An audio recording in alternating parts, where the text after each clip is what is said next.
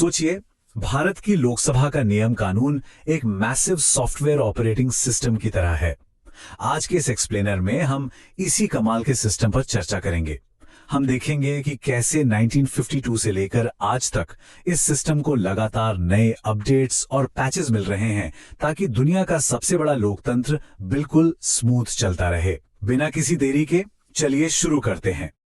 आज की इस चर्चा में हम कुछ बुनियादी बातों से शुरुआत करेंगे, जैसे लोकसभा का सदन आखिर क्या है, 1952 का ओरिजिनल ब्लूप्रिंट कैसा था, पिछले दशकों में क्या क्या बड़े रूल अपडेट्स आए, 18वीं लोकसभा के अंदर आज कैसा हाल है, और आखिर में हम समझेंगे कि ये पूरी संसदीय व्यवस्था मेंटेन कैसे की जाती है। अब जरा इस फिजिकल ऑपरेटिंग सिस्टम को देखिए। यह है आधिकारिक नियम पुस्तिका यानी ऑफिशियल रूल बुक, और इसका 16वां संस्करण ही आज हमारे इस विश्लेषण का मुख्य आधार बनेगा। यही वो मेन कोड है जिस पर पूरी संसद रन करती है। शुरुआत करते हैं उस हार्डवेयर से जिस पर यह पूरा कोड रन करता है, यानी हमारी लोकसभा, जिसे हाउस ऑफ द पीपल भी कहा जाता है। ये सदन सार्वभौमिक मताधिकार यानी यूनिवर्सल सफरेज के माध्यम से भारतीय संघ के सभी नागरिकों का प्रतिनिधित्व करता है। एक तरह से ये हम सबकी आवाज है। अब यहाँ एक दिलचस्प फर्क समझना जरूरी है। राज्यसभा के मुकाबले लोकसभा के पास कुछ बहुत ही विशिष्ट शक्तियां हैं, जैसे कि सिर्फ और सिर्फ लोकसभा ही मनी बिल्स पास कर सकती है, या कार्यपालिका के खिलाफ अविश्वास प्रस्ताव यानी नो कॉन्फिडेंस मोशन ला सकती है। अब आप ही सोचिए, इतने शक्तिशाली निकाय को मैनेज करने के लिए निहायत ही कठोर नियमों की आवश्यकता तो होगी ही ना। तो चलिए थोड़ा पीछे चलते हैं। अप्रैल 1952 में ये वो वक्त था जब इस सिस्टम का वर्जन 1.0 स्थापित किया गया था, हमारे पहले स्पीकर जीवी मावलंकर जी के नेतृत्व में। ये एक बिल्कुल फ्रेश और ओरिजिनल ब्लूप्रिंट था नए भारत के लिए। पर देखिए, जैसे हर नए सॉफ्टवेयर में होता है, शुरुआती दौर में ही एक नए पैच की जरूरत महसूस हो गई। सितंबर 1954 में आया नियम 331। इसने क्या किया? इसने ये तय कर दिया कि किसी भी नए नियम को लागू होने से पहले पूरे सदन की औपचारिक मंजूरी लेनी ही पड़ेगी। मतलब रूल्स कमेटी खुद से कुछ नहीं थोप सकती। अल्टीमेट पावर वापस सदस्यों के हाथ में ही रहेगी।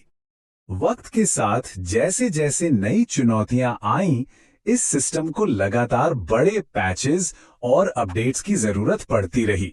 आखिर किसी भी कॉम्प्लेक्स सिस्टम को क्रैश से बचाने और ऑप्टिमाइज करने के लिए ये वक्त की मांग थी।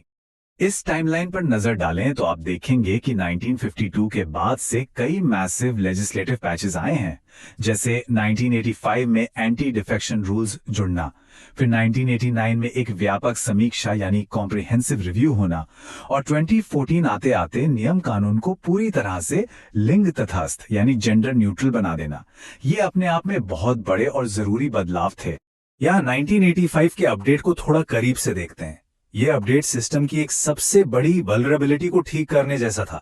10वीं अनुसूची के तहत दल बदल विरोधी नियम पेश किए गए। इसका सीधा सा मकसद था सदस्यों को अचानक और अनप्रेडिक्टेबल तरीके से पार्टी बदलने से रोकना। एक बहुत ही क्रूशल बग फिक्स कह सकते हैं। अब लोग अक्सर ये सोचते हैं कि सदन आजकल के इस आधुनिक और जटिल कानून निर्माण को आखिर मैनेज कैसे करता है। इसका जवाब छिपा है 10वीं लोकसभा के इस बदलाव में। इस दौरान पुरानी 3 सब्जेक्ट कमिटीज को हटाकर पूरी 17 डिपार्टमेंटली रिलेटेड स्टैंडिंग कमिटीज का एक नया मजबूत सिस्टम बनाया गया। इस एक कदम से सभी यूनियन मिनिस्ट्रीज काफी गहरी जांच के दायरे में आ गईं और वर्कलोड को पहले से कहीं बेहतर तरीके से प्रोसेस किया जा सका। फास्ट फॉरवर्ड करके आज के वक्त में आते हैं।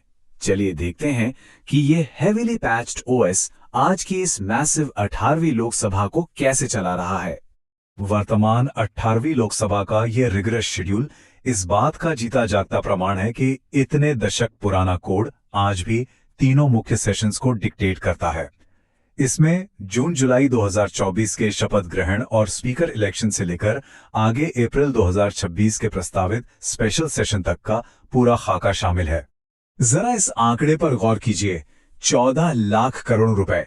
सिस्टम के आउटपुट का ये पैमाना वाकई दिमाग चकरा देने वाला है। ये 2024 के यूनियन बजट के लिए अनुमानित और मंजूर की गई राशि है। एक सिस्टम के अंदर इतना बड़ा वॉल्यूम प्रोसेस होना वाकई हैरान करता है। और इस मैसिव फाइनेंशियल बिजनेस को हैंडल किसने किया? सेशन 2 ने, जो 22 जुलाई से 9 अगस्त 2024 तक चला। उस विशाल राशि को मंजूरी दिलाने के लिए सदन पूरी तरह से मनी बिल्स के उन्हीं कड़े प्रक्रियात्मक नियमों यानी स्ट्रिक्ट फाइनेंशियल रूल प्रोसीजर्स पर निर्भर था। बिना रूल बुक को स्ट्रिक्टली फॉलो किए यह पैसेज संभव ही नहीं था। लेकिन देखिए, चाहे ऑपरेटिंग सिस्टम कितना भी हाईली अपडेटेड क्यों ना हो, यूजर एरर्स और डिसरप्शंस तो आते ही हैं, राइट? और ठीक यहीं पर स्पीकर के एडमिनिस्ट्रेटिव प्रिविलेजेस काम आते हैं ताकि संसदीय व्यवस्था बनी रहे। ये देखिए कि प्रश्नकाल यानी क्वेश्चन आवर का फ्लो कितना हाईली स्ट्रक्चर्ड होता है। ये बिल्कुल एक डेली डायग्नोस्टिक चेक की तरह है जो सदस्य सरकार के कामों पर करते हैं। बैठक के पहले घंटे में मंत्री स्टार्ट सवालों का मौखिक जवाब देते हैं, जबकि 2:30 अनस्टार्ट सवालों तक के लिखित जवाब प्रदान किए जाते हैं, एकदम नियम के अनुसार। इस पूरे ढांचे में स्पीकर एक अल्टीमेट सिस्टम एडमिनिस्ट्रेटर का रोल निभाते हैं। वो सदन की अध्यक्षता करते हैं, अनुशासन बनाए रखते हैं, अनरूली सदस्यों को सस्पेंड कर सकते हैं और निष्पक्ष रूप से ये तय करते हैं कि कोई बिल मनी बिल है या नहीं। साथ ही दल बदल के आधार पर सदस्यों की अयोग्यता को भी वही वैलिडेट करते हैं। इस रूल बुक को हमने हाल ही में एकदम एक्शन में देखा। 18वीं लोकसभा के बजट सेशन में विरोध प्रदर्शन हुए, जिसके बाद स्पीकर को हटाने का एक औपचारिक प्रस्ताव लाया गया। लेकिन आखिर में यह मामला सिर्फ और सिर्फ प्रोसीजरल मैथमेटिक्स और माइनॉरिटी नंबर्स के आधार पर स्मूथली रिजॉल्व हो गया, यानी सिस्टम ने अपने ही रूल से आगे का रास्ता निकाल लिया। ये पूरा विश्लेषण हमें एक आखिरी और बहुत ही महत्वपूर्ण सवाल पर लाकर खड़ा करता है। जैसे जैसे भारत का लोकतंत्र बड़ा हो रहा है और डीलिमिटेशन के जरिए निर्वाचन क्षेत्र बदल रहे हैं, तो क्या इस 70 साल पुराने ऑपरेटिंग सिस्टम को आने वाले कल की मांगों के लिए एक बिल्कुल नए फाउंडेशनल रीराइट की जरूरत पड़ेगी, या यही कोड आगे भी चलता रहेगा? इस पर जरूर विचार कीजिएगा।